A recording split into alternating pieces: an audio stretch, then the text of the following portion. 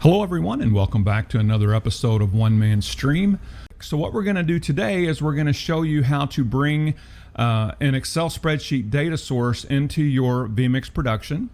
And then we're going to show you how to map that graphic in GT Title Editor. And here's the Excel spreadsheet. This right here, input 6. Input 6 is actually the graphic that we're going to work with today. That is the slide and reveal graphic. And as you can see in this graphic, on this particular portion of the show, it's one of one. So I know in this particular segment, I only have one graphic that's going to go. And this is for the Bowling Green Purples. This right here, I'll double click on this. You can see that this is actually an image that I brought in, and I'll show you how we incorporate that within the graphic. This right here is the top text, and it's the name of the team, and this is the Bowling Green Purples. Right here is the subtext. This is top text, this is subtext, and the subtext says 5A runner-up last year, and then the main text shows this previous game. So just by going up and down in this data source, I'm able to change the graphics as I go along. What I can do is I can make one graphic, and with this data source, I can populate that single graphic with all these different pieces of information. And what we're going to do is we're going to go right down here, and you can see that the data source, the hamburger menu is red, and that means that we have a data source that's active. So let's go ahead and click on that, and then we're going to click on Data Source Manager. So we're going to click on the plus button right here, and then we're going to click on Excel CSV. We're going to go over here to browse, and this happens to be on my server here at home. So I'm going to click on network, I'm going to click on One Man Stream, I'm going to click on Glycod Assets, and right here is the Excel spreadsheet we want to incorporate. So we're going to click open.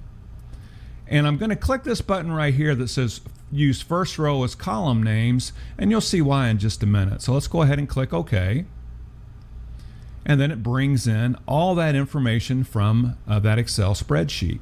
So that's the first part. Now we have the data source that's coming into our vMix production.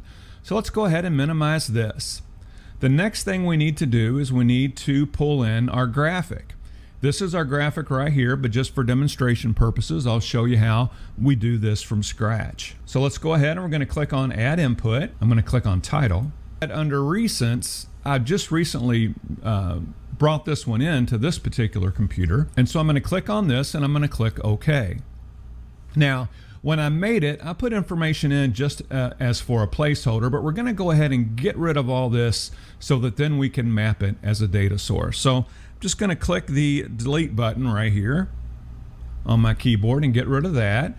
You see right here where we had the top text and then we had the subtext. You saw those categories in the spreadsheet, so we're going to get rid of that. So let's go ahead and bring that in, and you can see that image right there. So what we're going to do now, I'm going to show you how we map this particular graphic with the information that we brought in from that Excel spreadsheet. So for right now, we're going to go ahead and just get rid of that graphic. So I'm going to send it back away, and then let's go to this view right here, but I need to bring in this image. So I'm going to right click on it, and I'm going to click on Title Editor, and then you can see right here it says Data Sources. So we're going to click on this data source, and then we're going to click from the drop down menu, and this would bring in any data source that we currently have in this particular vMix setup. The only one we have is the Excel spreadsheet, and on this particular spreadsheet there is just one sheet to it, so that is entitled Sheet 1, so we'll stay with this. And this is the main text. So what we're going to do under columns, and now you can see why I checked that button. So when I click this drop down menu, I'm looking for this right here where it says main text. So I'm going to click on this. So when I click OK, right now this text right here is going to be mapped to the main text on the Excel spreadsheet. So we click OK. Now this one right here is top text. So we're going to go back to the data source. We're going to pull up the Excel spreadsheet. It is sheet 1 again. and we're on top text, so that's what we're looking for. So let's see if we can find that right here, team name, top text. So we're going to click on that. And under row, I'm going to leave it as selected because we want to be able to select the particular row we want and have that information displayed. So we're going to click OK. The next one, we're going to go to subtext. Once again, we're going to click on data source. We're going to choose the Excel spreadsheet. Sheet 1 is automatically defaulted for us. And now we're on subtext. So we're going to come here to where it says subtext and click OK. Now under images, we can do that as well. For the coach's image, we're going to click on that. We're going to go to data source. We're going to go back to the Excel spreadsheet, sheet 1 again. And we should have something here that says coach's photo right there. So we're going to click on coach's photo. Again, we're going to leave row as selected and click OK. Under this one right here, under Glacod image, we're going to click data source again. Sheet 1 automatically defaults for us. We're going to click on graphic image and we're going to leave this as selected and we're going to click OK. Click on the hamburger menu, click on data source, there it is. And we'll go ahead and we'll spread it out. Let me bring it down a little bit. Okay, and as we said, this particular graphic is input 6. So let's bring this over a little bit. There we go. Okay, so this is where we're going to start right here at number 14. So when I click on number 14, you'll see the graphic will populate with the data in row 14. So that's that first row right there. You can see where it has the logo right here. You can see where it has the top text, where it says Bowling Green Purples, and then it says Bowling Green Purples up here. You can see the subtext here, 5A runners up in 2022, that's right here. And then you can see the main text. So let's go to the next line, line 15, and you can see how all that information changes. This is the coach's package. This is 1 of 5. And again, you can see the top text, Bowling Green Purples, the subtext is head coach right there, and then here's the main text. Let's go to the next line. You can see again where it says Bowling Green Purples, top text, head coach, subtext, and then this part about where Coach Spader graduated from Hopkinsville High School and he attended UK. You see all that information here. The next part is playoff history, and you can see where that brings that information in. And let's just go ahead and click through these. And each time we click to a new row, you can see that new information is brought in.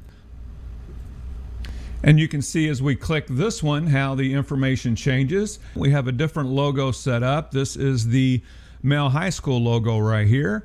You can see where the top text now says Male Bulldogs, and then the subtext says head coach, and then there's information about head coach Chris Wolf. And I'll go ahead and click through these. Each time I click, you can see how that graphic changes.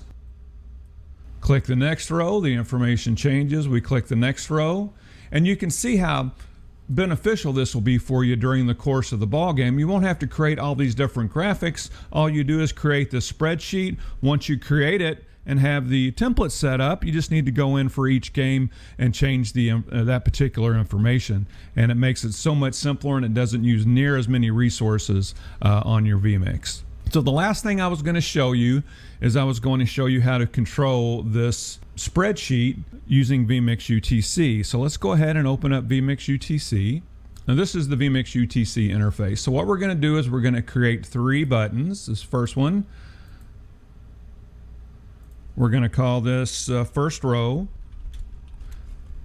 And we're going to go through, and you've probably noticed by now that these the vMix commands are listed in different sections. So we're going to go to Datasources, which is right here at the end, and we're going to select this one right here that says Data Source Select Row, and we're going to put 0 in here to select the very first row, and we're going to click OK. So that's going to automatically select the first row for us. And we're going to duplicate this. All I did was click on the double pieces of paper right here. It says duplicate widget, and I'll bring that down, and I'm going to change this one to next. And I'm going to come down here and I'm going to choose data source next row, and then I'm going to duplicate this one, bring it down a little bit, and I'm going to call this previous, and then I'm going to change this command to data source previous row. Now, one more thing that we need to do when we're setting up these buttons here is we need to tell it what the name and the table is. So it's Excel /CSV, sheet 1.